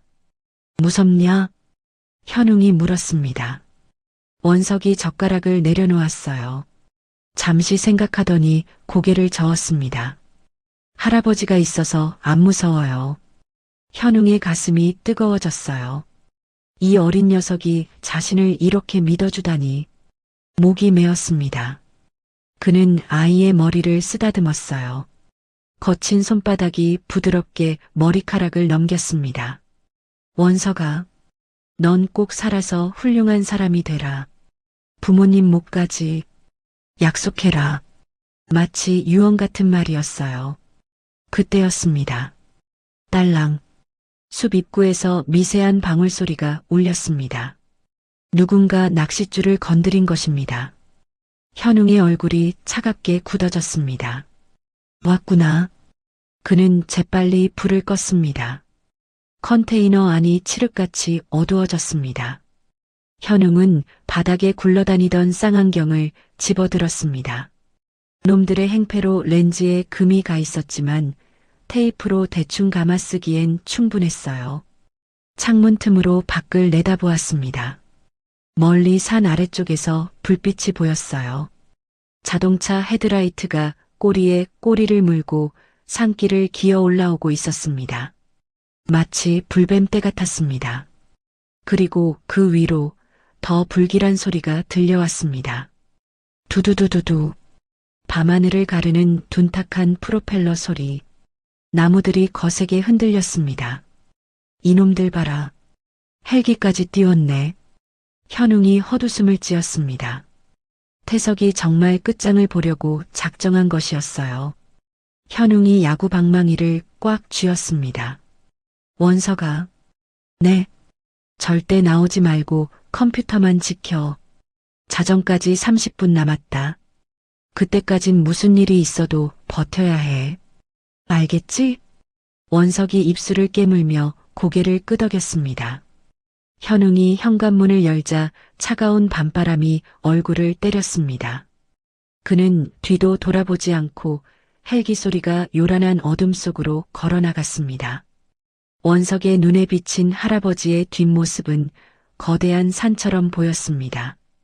그 어떤 폭풍 후에도 흔들리지 않는 단단한 산. 철컹. 컨테이너 문이 닫히고 원석은 혼자 남았습니다. 어둠 속에서 노트북 화면만이 희미하게 빛나고 있었죠. 어둠 속에 깔아놓은 현웅의 치밀한 덫이 마침내 놈들을 향해 서서히 입을 벌리기 시작했습니다. 자정 10분 전, 칠흑 같은 어둠 속에서 불빛들이 켜졌습니다. 수십 대의 차량 헤드라이트가 동시에 빛을 뿜었어요. 캠핑장을 향해 포위망이 좁혀왔죠. 숲이 대낮처럼 환해졌습니다. 나무 그림자가 길게 드리워졌어요.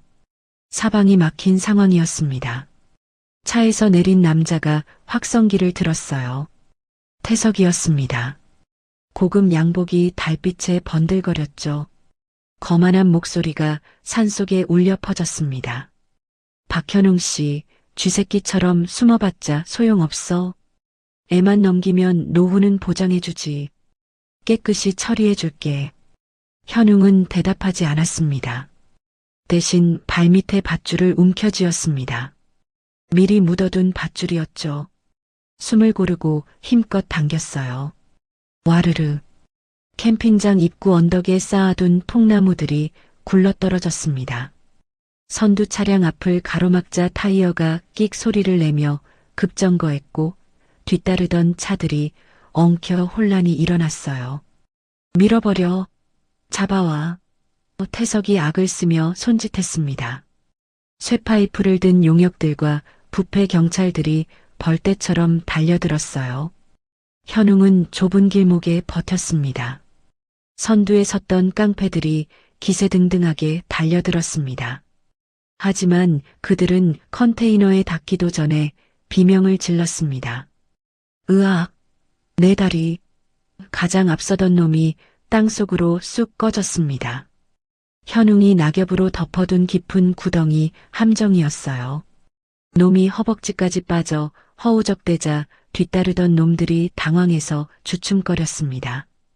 뭐야 이거. 우왕좌왕하는 사이 이번엔 나무 사이에 설치된 그물이 덮쳤습니다. 놈들은 그물에 걸린 물고기처럼 파닥거렸죠. 현관문 쪽으로 가려던 사내는 문 위에 매달린 포대를 건드렸습니다. 펑! 하고 하얀 가루가 쏟아졌어요. 아, 눈이 안 보여. 현웅의 아날로그 함정들이 적들의 기세를 완전히 꺾어 놓았습니다. 현웅은 혼란에 빠진 놈들 사이로 뛰어들었습니다. 첫 번째 놈의 정강이를 야구방망이로 후려치고 두 번째 놈을 업어치기로 넘겼습니다. 왕년에 범인을 쫓던 전설의 주먹이 살아났어요. 하지만 수정 열쇠는 어쩔 수 없었습니다. 10명, 20명, 끝도 없이 밀려드는 적들에게 결국 포위당했습니다. 있는 힘들 다해 한 놈이라도 더 막아야 했습니다.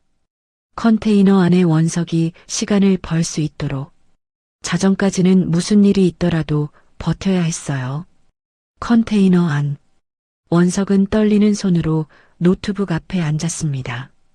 화면에는 전송 대기 중인 파일이 떠 있었고 시계는 자정을 향해 가고 있었습니다. 이제 보내야 해.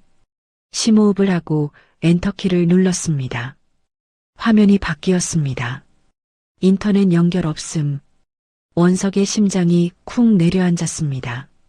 창문으로 밖을 보니 한 사내가 전봇대 밑에서 씩 웃으며 절단기를 흔들고 있었습니다.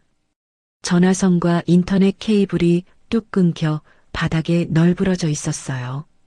외부와 완전히 단절된 것이었습니다. 원석의 눈앞이 캄캄해졌어요. 증거를 보낼 수가 없어. 절망이 밀려왔습니다. 여기까지 왔는데, 부모님의 원수를 갚을 수 있었는데, 손에 쥔 증거가 무용지물이 되어버렸어요. 그때 구석에 처박혀 먼지 쌓인 물건이 눈에 들어왔습니다. 캠핑장 주인이 쓰던 안내방송용 확성기였습니다. 평소에 차 빼세요 방송을 하던 그 기계. 스피커는 산속 곳곳 지붕에 연결되어 있었습니다. 원석의 머릿속에 할아버지의 말이 스쳤습니다. 기술로 풀지 말고 머리로 풀자. 아이의 눈이 번쩍 빛났어요. 인터넷이 안 되면 어때요?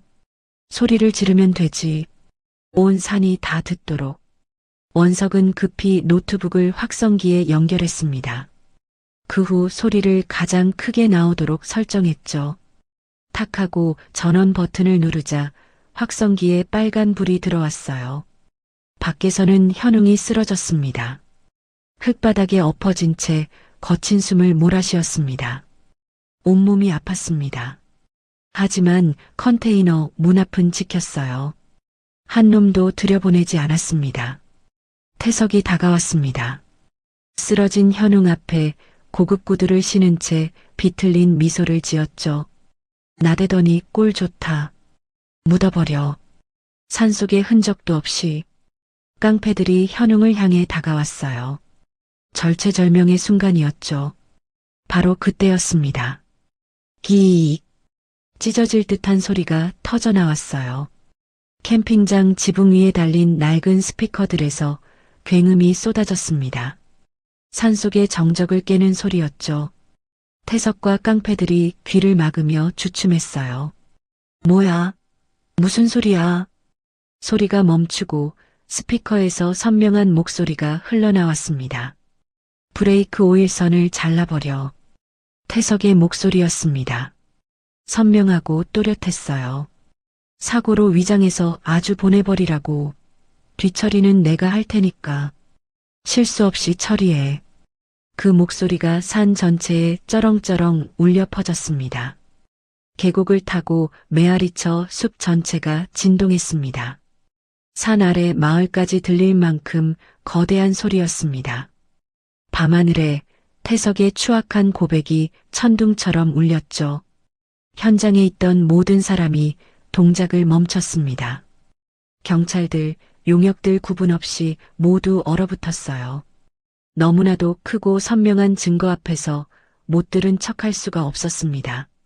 수십 명의 증인 앞에서 살인 교사가 공개된 셈이었어요. 마치 하늘에서 천벌이 내려오는 것 같았어요. 태석의 얼굴이 사색이 되었습니다. 꺼? 저거 안 꺼?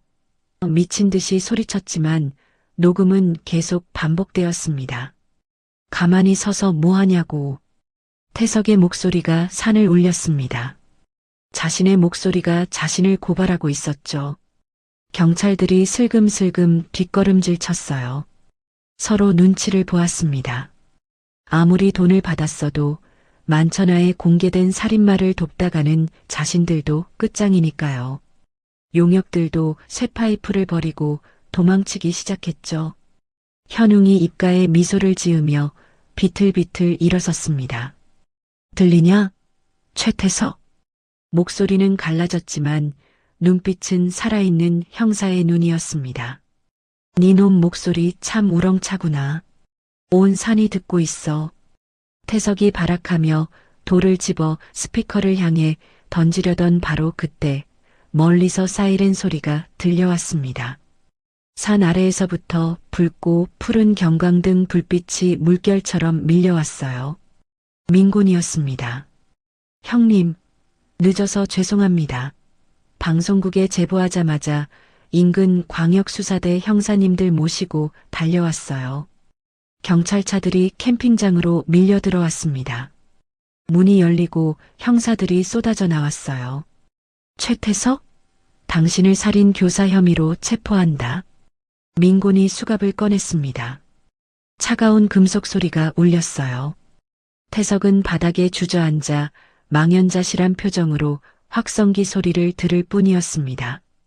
평생 쌓아온 악의 제국이 자신의 목소리에 의해 무너져 내렸습니다. 컨테이너 문이 벌컥 열렸습니다.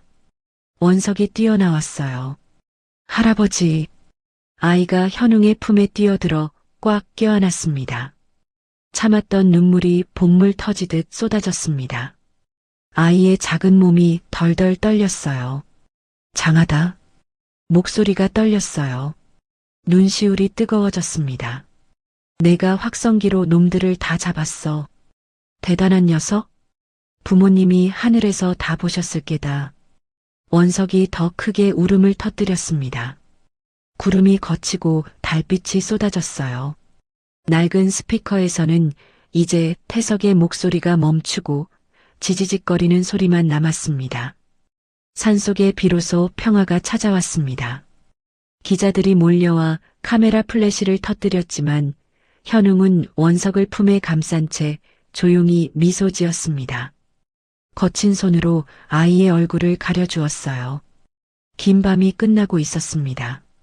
긴 어둠을 뚫고 진실이 빛을 보는 새벽이 오고 있었습니다. 사건이 마무리된 지 일주일이 지났습니다. TV 뉴스는 연일 배경 그룹 게이트로 도배되었어요.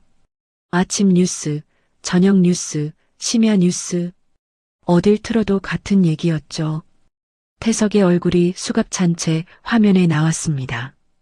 차가웠던 눈빛은 온데간데없고 초췌한 모습만 남았어요. 형 부부를 죽인 살인 교사 혐의로 무기징역이 구형되었습니다. 태석과 연루된 사람들이 줄줄이 구속되었습니다. 부패 경찰들, 정치인들, 사업가들. 뿌리가 깊었어요.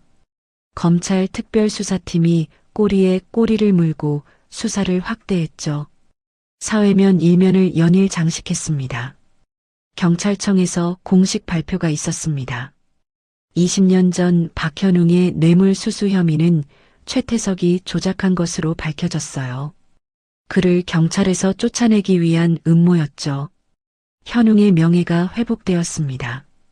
경찰청장이 직접 표창장을 수여하겠다고 했어요. 기자들이 몰려왔죠. 하지만 현웅은 병원에서 치료를 마치자마자 조용히 사라졌습니다. 인터뷰도 거절하고 표창장도 사양했어요. 민곤이 연락을 해도 받지 않았습니다.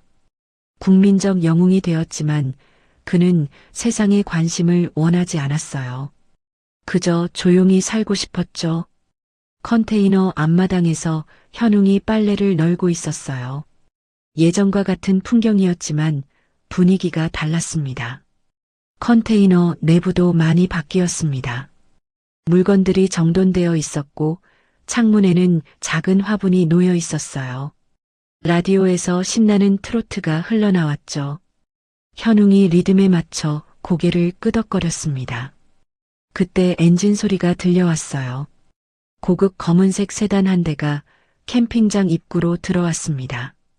현웅이 손을 들어 햇빛을 가리며 바라보았어요. 차 문이 열렸습니다. 말끔한 정장을 입은 소년이 내렸어요.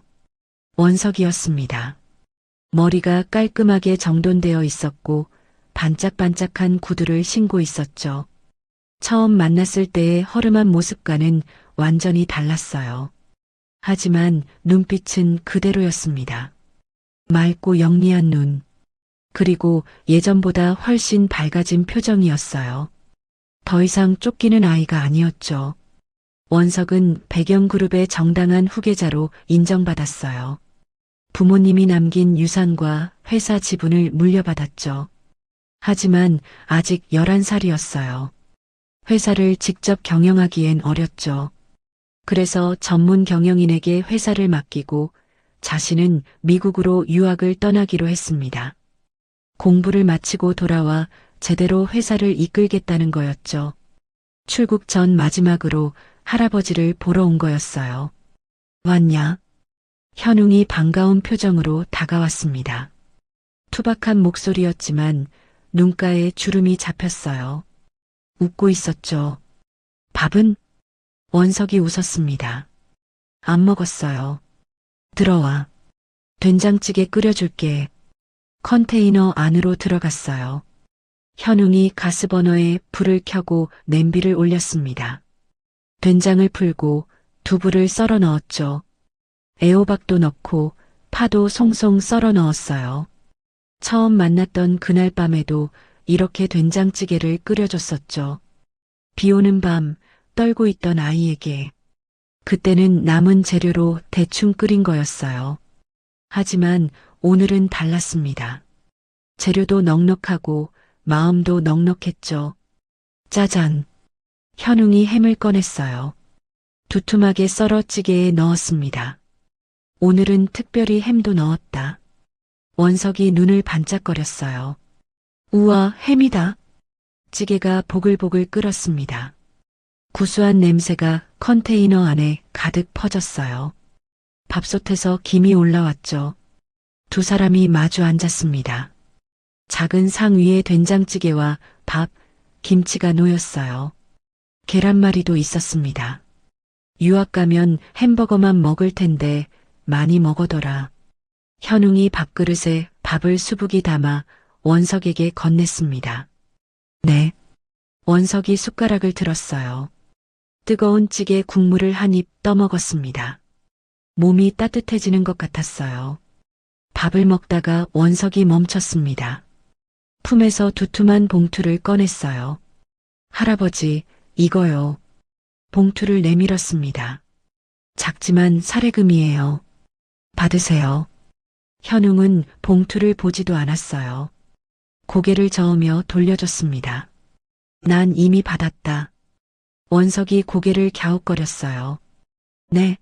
뭐요? 너 살린 거. 그거면 돼. 돈보다 값진 거다. 현웅이 담담하게 말했습니다. 진심이었어요. 평생 형사로 살면서 이렇게 보람찬 일은 처음이었거든요. 원석은 예상했다는 듯 미소 지었습니다. 봉투를 다시 품에 넣었죠. 알았어요. 대신 다른 걸로 갚을게요. 다른 거? 가족처럼 매일매일 방학 때마다 올 거예요. 여름방학, 겨울방학. 매번 올 거예요. 원석이 장난스럽게 웃었어요. 비밀번호 바꾸지 마세요. 문 열고 들어올 거니까. 그리고 된장찌개 많이 연습해 두세요. 현웅이 피식 웃었습니다. 원석이 자리에서 일어났습니다. 떠날 시간이었죠. 현웅도 따라 일어났어요. 주머니를 뒤적이더니 무언가를 꺼냈습니다. 작은 금속 조각이었어요. 낡은 경찰 배지였습니다. 처음 만났던 날 밤 원석에게 보여줬던 그 배지였어요. 긁힌 자국이 있고 색이 바랬지만 25년의 세월이 담긴 물건이었죠. 현웅의 젊은 시절, 정의를 위해 싸웠던 날들이 담긴 배지. 현웅이 배지를 원석의 손에 쥐어줬습니다. 가져가라. 원석이 눈을 크게 떴어요. 이건 할아버지 배지잖아요. 내가 나보다 더 형사 같더라. 머리도 좋고 용기도 있고. 현웅이 원석의 어깨를 토닥였습니다. 이게 널 지켜줄 거다. 힘들 때 보면서 버텨라. 정의는 반드시 이긴다는 걸 기억하렴. 원석의 눈시울이 붉어졌어요. 입술이 떨렸습니다. 배지를 두 손으로 소중히 감싸쥐었죠. 차가운 금속이었지만 따뜻하게 느껴졌어요. 할아버지, 말이 나오지 않았어요. 부모님을 잃고 삼촌에게 쫓기고 목숨을 걸고 도망치던 나날들. 그 모든 순간에 할아버지가 곁에 있었습니다. 그 대신 원석이 현웅에게 달려들었어요. 꽉 껴안았습니다. 작은 팔로 할아버지의 허리를 감쌌죠. 현웅도 아이의 등을 두드려줬습니다. 거친 손바닥이 부드럽게 움직였어요. 잘 다녀와라. 공부 열심히 하고. 네. 꼭 다시 올게요. 두 사람이 떨어졌습니다. 원석이 눈물을 훔치며 웃었어요. 손에 쥔 배지가 햇빛에 반짝거렸죠. 할아버지, 건강하세요. 그래, 조심해서 가라. 차가 천천히 움직이기 시작했습니다. 단풍나무 사이로 차가 점점 작아졌습니다. 현웅은 그 자리에 서서 손을 흔들었어요. 차가 보이지 않을 때까지, 눈에서 사라질 때까지. 차가 완전히 사라지고 나서야 현웅이 손을 내렸어요. 한참을 그 자리에 서 있었습니다. 빈 산길을 바라보며. 그리고 천천히 컨테이너로 돌아왔어요. 벽에 걸린 달력이 눈에 들어왔습니다. 원석이 올 겨울방학 날짜에 빨간 동그라미가 쳐져 있었어요. 아이가 직접 그린 거였죠. 삐뚤삐뚤한 글씨로 원석이가 오는 날이라고 적혀 있었습니다. 현웅이 미소 지었습니다. 기다림이 행복한 사람의 미소였어요. 컨테이너에서 흘러나오는 음악 소리가 산속에 퍼졌습니다. 새들이 지저귀고 바람이 나뭇잎을 흔들었어요. 더 이상 고독하지 않은 노인의 오후, 기다릴 사람이 생긴 사람의 오후였어요. 오늘 이야기를 끝까지 들어주셔서 감사합니다. 어디에서 이야기를 듣고 계신지 댓글로 남겨주시면 반드시 답장 드리겠습니다. 오늘도 행복하시고 건강한 하루 보내시길 간절히 바랍니다. 구독, 좋아요 부탁드립니다. 햇살 같은 이야기였습니다.